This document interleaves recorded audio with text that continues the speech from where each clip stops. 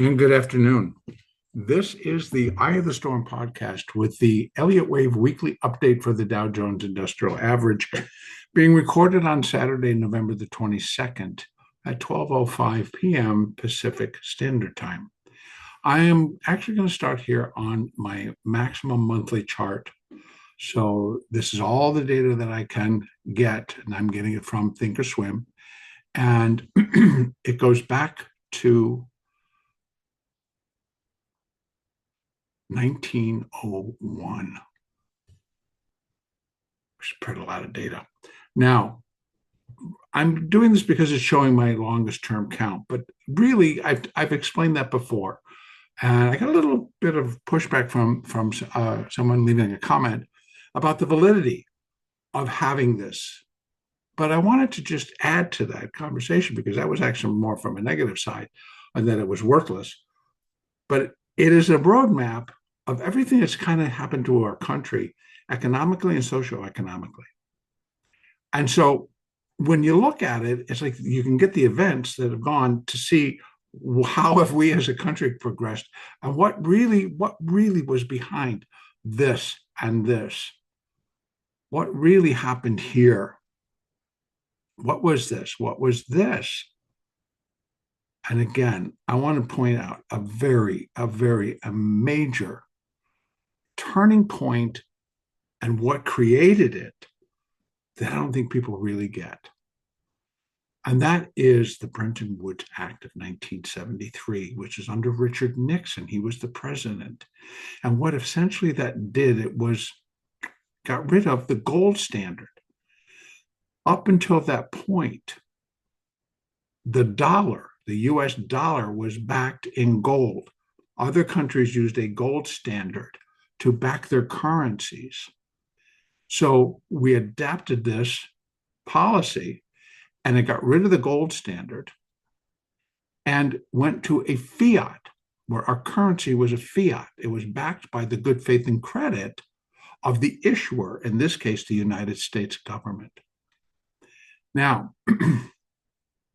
that then left up to the government on the control of the dollar and on money, on printing money, creating more dollars without having to back it with gold.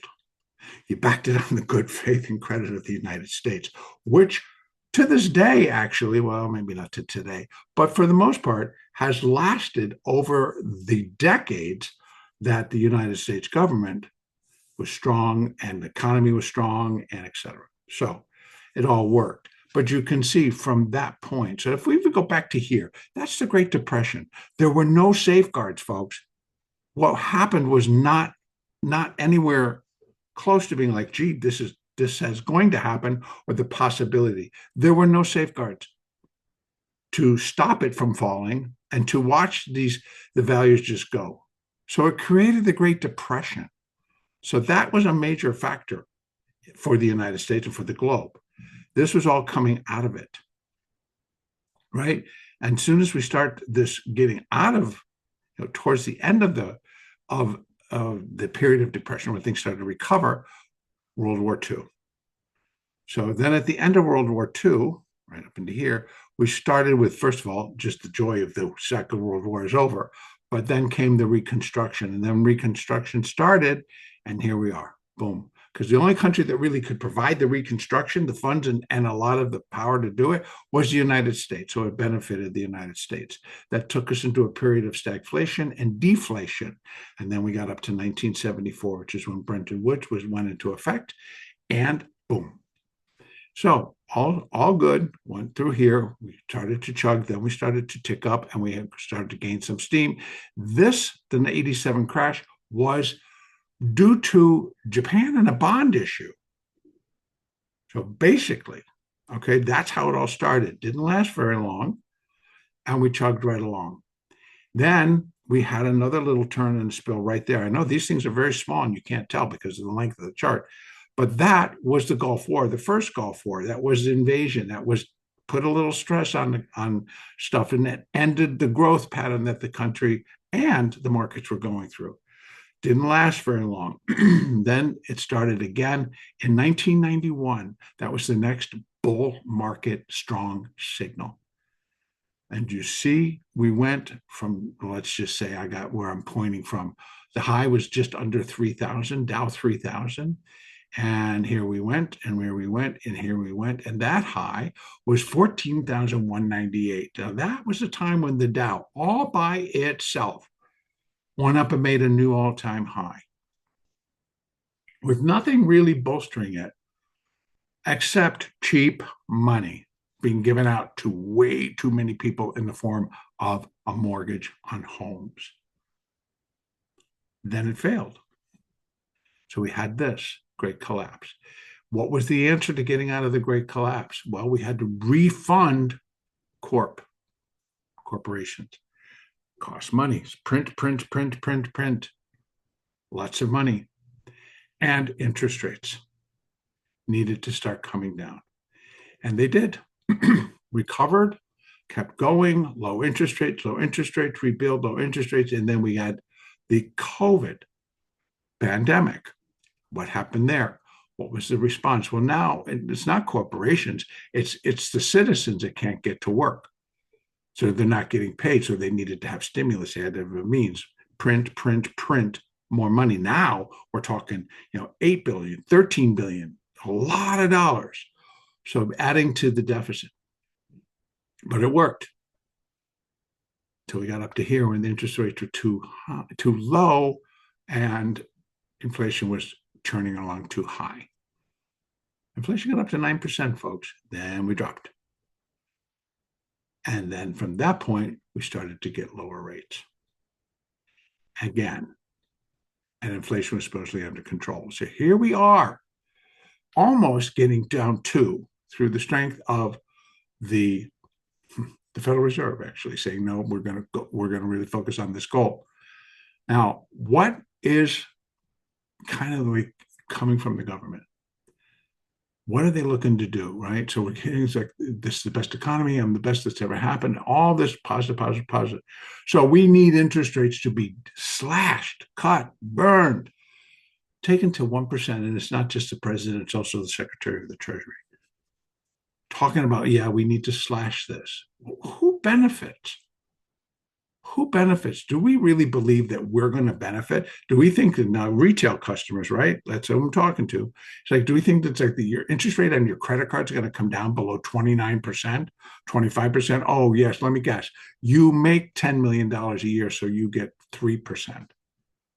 That's the difference, folks. It ain't going to fall that far. So again, what's happening? Funding the very wealthy. And that would just, inflation is already, it's there, it's coming back. But here's something else I want to talk about, because they're talking about cutting the interest rates. They're talking about bringing interest rates down. Do you know where it is happening that is beneficial to us, the citizens of the country, to the retail? And that's the 10-year yield. Look at the 10-year yield. It's kind of just really, and it's actually got a future. So it is falling. Now, this doesn't move that much, right? This is, again, a monthly chart.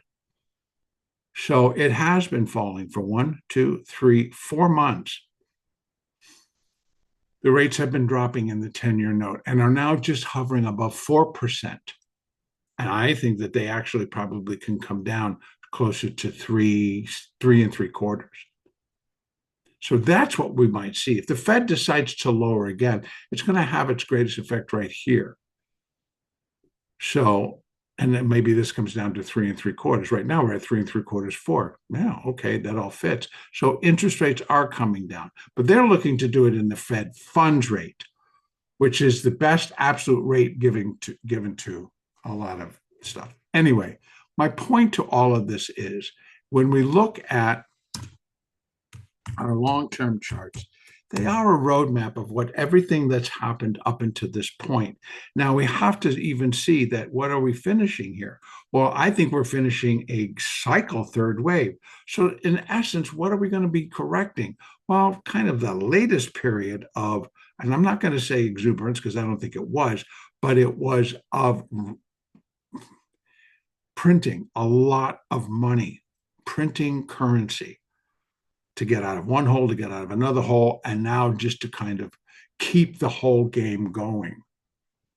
So the correction isn't necessarily, now this is the other thing I want to add, even though I'm looking for this cycle third wave, and then which would suggest that we're going to get a larger correction. And believe me, that's why that box is red, because the cycle 4, I believe, should come down to the fourth wave of one lesser degree, which is primary. And here's the box for primary wave 4. That's a pretty large drop, but it's just really correcting the debt problem, number one, hopefully, by getting inflation back down and keeping it down. So things become, instead of inflating, they deflate a little bit. That's not a bad thing, but it will bring the market lower because I hate to say it, a lot of the market is overvalued. A lot of the market is at fair value, whatever you want to call it. But the thing is, it's like, I believe things are overvalued. I think I have a lot of faith in artificial intelligence, by the way, and I think a lot of it is here to stay and not going to change. But the fact is it overvalued? Well, maybe not every single company, because we had some wonderful things to hear from Jensen Huang about when NVIDIA reported their earnings. About no, he's not worried about an AI bubble bursting. Well, yeah, because he has chips that everybody needs. So that part, I think, can continue. One more thing I want to say about this in terms of our corporations.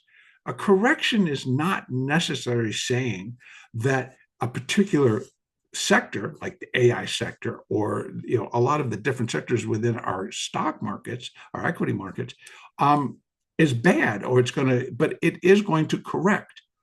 It got overinflated. It just got pushed too far. And now we need to see a lot of results to continue that ball rolling in the same direction. I mean, for example, can Google, for example, continue to make $1 trillion a quarter? That's a lot of money, folks, but think about it. That's exactly what they just did. Google, right? Quiet Google. It is a gigantic corporation with a ton of money, right? And we heard from NVIDIA. They made $58 billion, $58 billion last quarter. That's a lot. And they have very high prospects moving forward. I think it's great. Now, I want to tell you, there's a couple of things going on. It's like, yes, we're going to correct. But I do believe that they're going to term it as an AI bubble bursting, because there's a lot of overvaluation. It doesn't mean that NVIDIA doesn't have a bright future and NVIDIA will stop making money. They will continue to make money, but all of it's going to come down. The value of the dollar is going to come down. Things are going to adjust because they're overvalued. I think that Apple, Google, that Amazon, Microsoft, all of them, Broadcom, these are huge companies, and most of them, if not all of them, have very large cash reserves. We've been here before where a market will do a big correction. That was a huge correction. We saw corrections here within this period of time, within the tech. We saw a huge correction in 2000 in the NASDAQ, in tech. Huge correction. So to say that it can't happen is nonsense. I think it will. But what we're using this for is, yes, these are building blocks, folks. These are building blocks. So this is a very, very, very, very long-term cycle. This is also a very, very long-term cycle. So is this one. And that's the third wave I believe we're finishing. Now, many are going up one more degree from me, and they're saying that what we're finishing is a super cycle wave 3. That's still big, but still would point back to here. So whichever degree you want to use, it should still point back to here. Because what happens, even if we're going up to here, this level would be here in a 3 and a 4. And this is 5 to finish that third. So no matter where I look, this is where I think we come back. But it's going to take time. It's going to take years. So we don't have to worry. And there's going to be plenty of trading in the meantime. Let's bring this down, because now that I've talked about that, the importance of what I'm saying here is the fact that I wanted to just draw in the things that happened that produced these. The largest being the taking away the gold standard, abolishing the gold standard, and that just we printed money since 1974. So we've printed our way out of every single problem. That's the way of the world. Well, what do you think that needs to be corrected? Or do you think that all these countries we can continue just to stack up debt because we're the United States, because we're the European Union, because it's whatever? No, eventually. So anyway, corrections are necessary. Corrections are good. I think these companies that have large cash reserves will be fine. Many are going to, yes, I think, yes, some will be lost. But a lot is already there and is very well grounded. So, and tech will continue to be tech, and AI will continue to be AI, but things will get revalued. All right, bringing it down. And Elliott Wave actually tells us those things as well. If we're just following what all is going on, I'm bringing it all the way down to the 5-year. And here we just have intermediate 3, intermediate 4. So we're in intermediate wave 5, which will have 5 waves of minor degree. And so we're in minor wave 5, which will have 5 waves of minute degree, which we all finished. Now, I'm going to bring it down because I do believe it is finished in the Dow. So 3-year coming into here. There's the 4. We have 1, 2, 3, 4, and there's the 5. So I'm going to bring it straight down to the daily, and that takes us up to this point. Here's minor 5, 1, 2, 3, 4, and that 5. The Dow went up at a period where nobody else got above that level, but the Dow did, and that's where I marked wave 5, a 5, a 5, a 5, a 5, a 5 of 3. So minuet 5 of minute 5 of minor 5 of intermediate 5 of primary 5 of cycle 3. So you just looked on that monthly chart to see how far back we're going. But here's the other point I strongly want to make. I have seen a lot of changes in how the markets trade and how all of these waves are constructed and what could hold up the depth of a correction. So in other words, we're looking for a correction to come back 38%, 38.2% on a retracement level or 50% retracement level, and we're getting barely 0.236. And it's becoming acceptable, and we're going off to the next runner. If we're coming down, we may find the same thing because there's going to be that panic push going on the other direction. But I'm thinking we could see that in development on a little bit longer term basis, is that even though over years I'm looking for a move down to here, well, maybe because of the advancements in technology, the advancements in what trades and how it trades, and keeping money going around, it could change the depth of a correction. The market can correct as long, and I'll tell you what really has always concerned me is that, I'm back to it, right here, not that I was an active trader, but I was aware of what was happening. These markets barely moved. You could go and you would be bored trying to figure out putting on a trade. Here we have markets that move. They make big moves. It's able to trade. There was no trading. Commodities, yeah, there's certain things, but there wasn't any real trading until we started to just rally again. Then there was trade. So that's kind of my point. Now, how deep will it get there?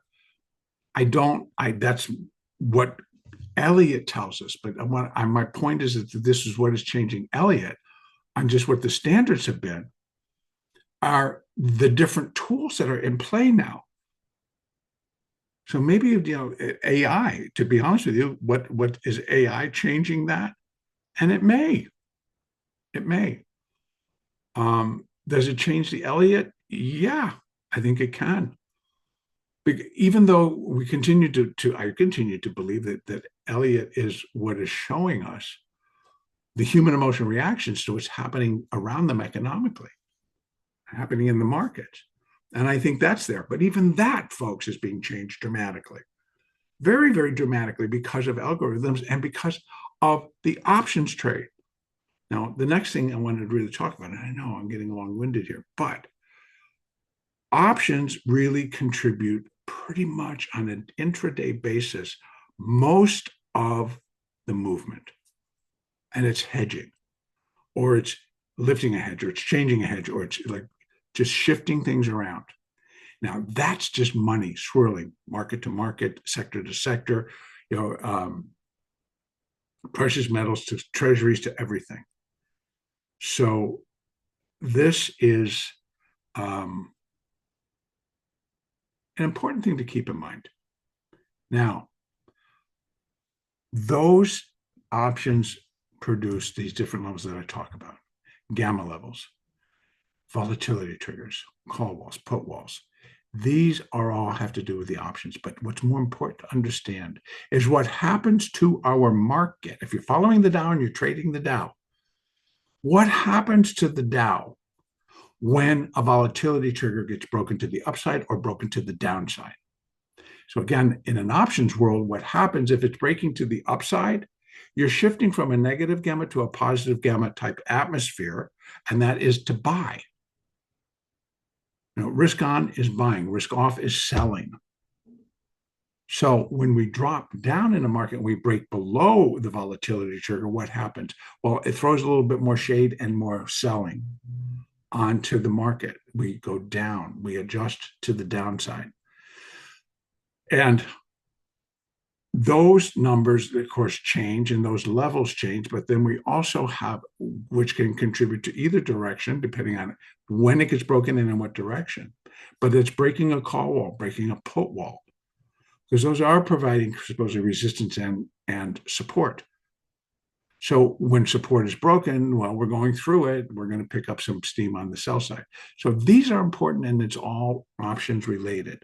So as options will trade, we get these levels. As they're broken, it's forcing the hedge, which of course is going to be in the underlying or in the index or in the ETF. Whichever is the underlying for those options, that's what gets to be traded. So we get all this movement in our futures market or in the ETF market. And that produces a lot of trades for us. So it behooves us to pay attention to those levels. And with that in mind, here's where the Dow went up on its own. Now, I'm leaving open the potential that there's still one more upside. There's still a move to the upside. Let me see, did I take one down? No. That there is still, it could. And how could that happen? Well, again, this would have to switch to 3, and none of this would happen yet. And that we're in the fourth wave, just as we are counting the Nasdaq and the S&P. So the other markets had happened here. So it would be taking that 3 and putting it up to here. Same deal. But this still, to me, kind of comes in as a 3 wave, at least in the cash. So I'm going to leave it there for right now. And how I'm counting this is that it's wave 1, the absolute first wave down, because I can basically do 5 down. And this is the 4, this is the 3, this is the 4, and there's the 5. And then we're doing an ABC up to form wave 2. I don't think it's all done yet. So I think the Dow has the potential to rally back up to 46,760 to 47,181, around in there, or possibly as high as 47,400 up into that area. So those were the fib levels coming down. Now, if I had to include some downside fibs, well, from here, I would kind of have to go this way. These would be more of our near-term picture. If I'm just going to do it like that's the whole ABC up and that's wave 2, well, then you're going to have a strong slide. And the minimum would be, because it'd be 1, 2, and this is 3. Then we got 100% where wave 3 is equal 1. I'm always going to look for more, but still 43,821. And then 42,121 would be the 1.618. So it might come in between if we're correct, and that's 1 and that's 2. Otherwise, if we're looking for what those are the upside levels. So you can also just go the same way, right? Down to one and up to wherever this is, or that is, wherever it ends up to get those same levels of what to expect to the downside. So if it starts there, it's going to go fast and should not take very long to get below there because it's a third wave. Very small wave too, but it would still be a third wave. So that's why I think we still have a little bit of an upside leg, and then we can come back down again. Now, alternate, I just told you. That would be that this is the 4, and this is wave A, and we still have a B wave to finish, and that's going to be up in here. And then we come down in a C wave to put in the 4. Otherwise, I've got an A, a B, right? So if I'm following it along with what the other markets have done, this is A and this is A, B, C, B. I know it's a little bit of irregular, but that's fine. Then a B, and it's still 1, 2 of a C wave. Could I count this all down as an ABC? I could, but again, what we're looking at is that the market's going to do it come straight up and likely then get above 47,403, because if it is going to put in the 4 under the alternate, see, this would not be done. It would be just a 3 here, and we're going to put the 4 down there. Then we're still going to go up, and we're going to go above that high. Then we've got these other levels. Now, can the Dow do that? Well, yes. I can't tell you what's going to be behind it, but is it possible? Of course it's possible. Up here, these are algorithms, and sometimes they feel like algorithms on steroids. They just go. So yeah, it could. How far above? Well, 48, I know we can have 49, and I think 50,000 would not be that far behind on a total blow-off. Now, remember the big difference between the Dow and the S&P is that the Dow is price-weighted, whereas the S&P is cap-weighted. So price-weighted puts Goldman Sachs up top most of the time. So whatever is more weighty in price than Goldman Sachs out of the 30 stocks in the index. That's what's going to sit up at the top. And as it moves, it has $16 or $20 moves, which it's been having. Well, it's going to have a bigger effect on the Dow. Because I don't remember seeing it, but you would just kind of go to like slickcharts.com, and you can go and you can look under Dow, and you can see the weighting. And who's ever sitting on top, it's most likely going to be Goldman Sachs. And you get the weighting of how much pull it has. United Healthcare will be up there as well. In any case, I do think the Dow, on either count, has additional downside to do, or it has nothing but upside. Now, I hate to say it like that. I believe that there's still, except under the alternate, if we put, well, it's not even, under one side of the account, we can put a 4 down here. I don't particularly like it because I think there still has to be more, even if I'm going to go A, B, and we're in the C wave. I still think it's a 1, 2. So, and then we got to come down. And then again, that is then, let me put that in very quickly. So those for the C wave would be here. And you're still looking 44,285. So a 3 brings us in a little bit lower. If this is A, B, and we're looking for a C wave, C would equal A at 44,285. Then we could put the 4 down there, and off we go back. And then it would be more equivalent to what's happening in the S&P and the NASDAQ. I'm going to end it there. I think, again, I know I went a little bit longer time just in talking, but I thought it was important to signify, to signify what actually all of this also means. There's just a lot of history here, and what these are telling us is what the market was doing, but in terms of what the market could do again. And if we follow Elliott Wave, in that it's a series of building blocks, and this was the start. That's the largest degree that I got. And actually, R.N. Elliott said it there. And also this person made a comment about the fact that R.N. Elliott was not a trader. He ended up being a trader, but it's like kind of weird. It's like he wasn't a trader. Well, who was back in the 20s and 30s? Were there actual traders? They were industrials. They were the rich. The rest of them maybe just suffered because of it. So just to think that. But R.N. Elliott was an author. He wrote this and was an accountant. So he understood numbers. Please understand, he understood numbers, and that's all Elliott Wave is a series of numbers, and how they relate to one another is the Fibonacci relationships, which are numbers. So, and then all of these, what happened was a number, was a change to numbers. This was a change to how the dollar is constructed or what backs the dollar. This was a collapse of the market. These was all of them. They had a reason for doing what they did, and what was the outcome and what created the next rally.